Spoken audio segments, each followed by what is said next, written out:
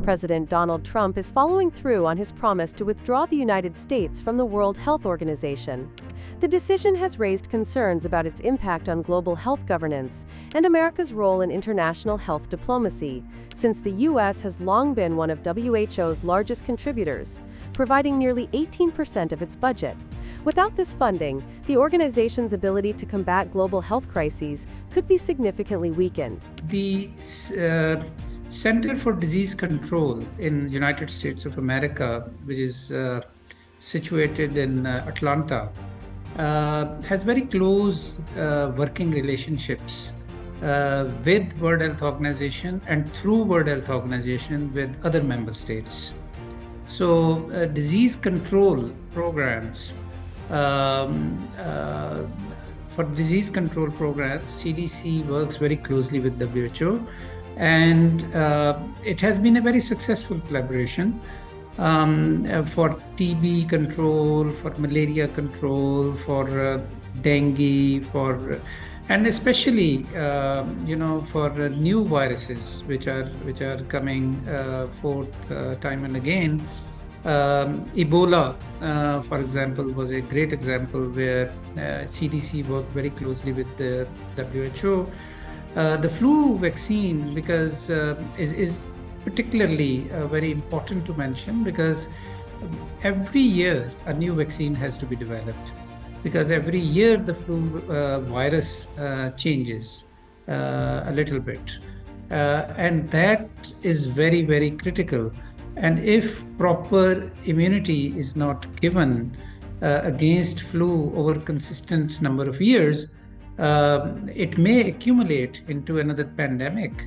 It is also very important that CDC also keeps an eye on developing epidemics, outbreaks of diseases in different countries, and through WHO they develop joint programs and joint strategies.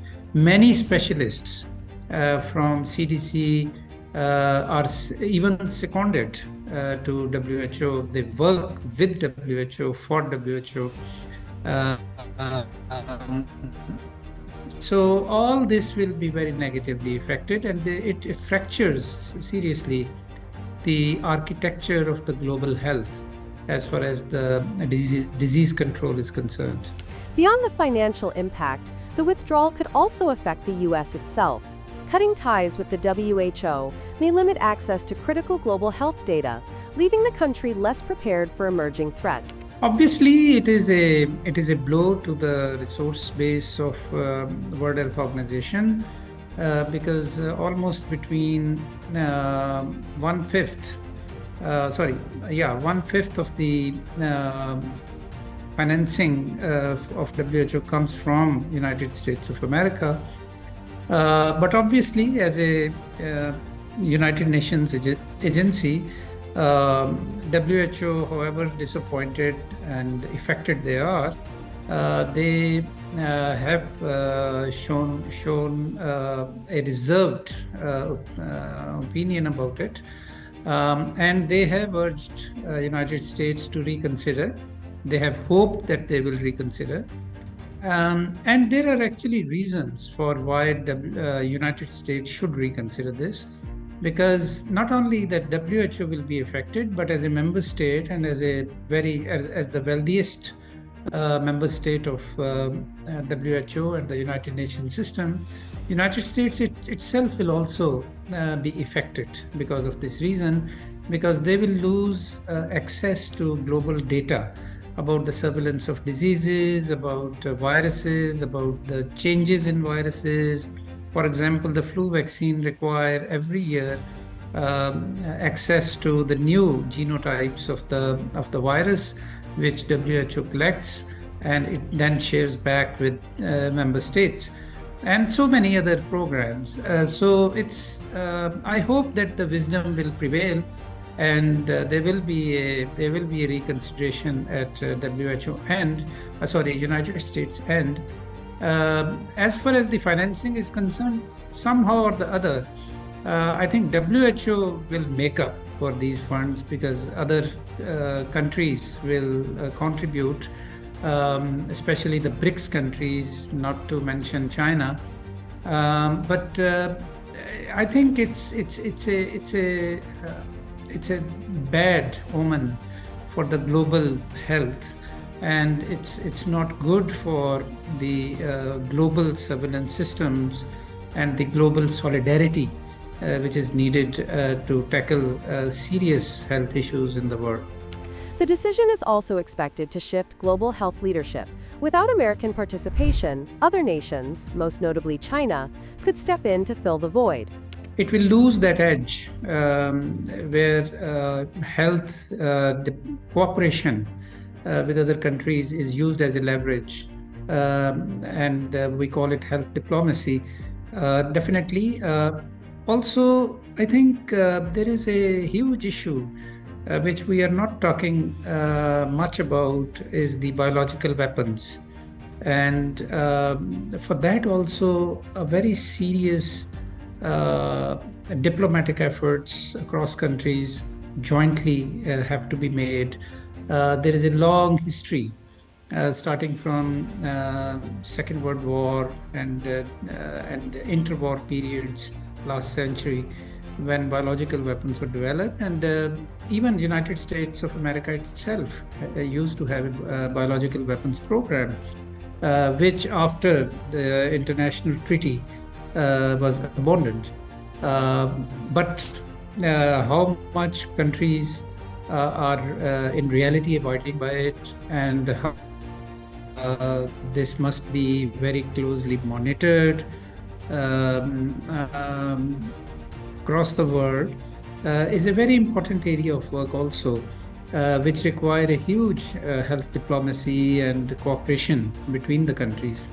As we all know, world is becoming a dangerous place, and a less talked about aspect are these biological weapons, which are developed in so-called public health labs in different countries. So this is also a less talked about dimension of the negative, which will be negatively affected in terms of lack of cooperation between the countries. So for all these reasons, there is a huge concern globally, but also within the United States on this issue. There is also a lot of talk about a legal action, which some of the legal experts who work on global health issues are considering, because when the United States became member of WHO, by the way, United States is one of the founding members of WHO in 1948. And it even hosted a conference in San Francisco for the creation of WHO. So it's a very deep connection that United States has with WHO, and it's very important that to understand that it was a Congress decision, a United States Congress decision to become part of WHO. And legal experts in the United States are saying now that perhaps it is Congress itself which has to decide the withdrawal also, not the president. And to address this, or rather to redress this, some legal experts are considering actually taking lawsuits against this presidential executive order. The important thing also is that according to the terms of agreement in which the member states become members of WHO, is that if you have to withdraw, then you have to give an advance notice for 1 year. And during those one year, you are supposed to fulfill all your financial commitments, responsibilities, contributions. And after 1 year, it will come into effect. How this decision, executive order from President Trump will take its course will be seen. But the legal situation is that it should take 1 year. With the U.S. officially exiting the WHO, the long-term consequences remain uncertain. But one thing is clear: this move will reshape global health governance and America's role in it for years to come. We'll continue to follow this story as it develops.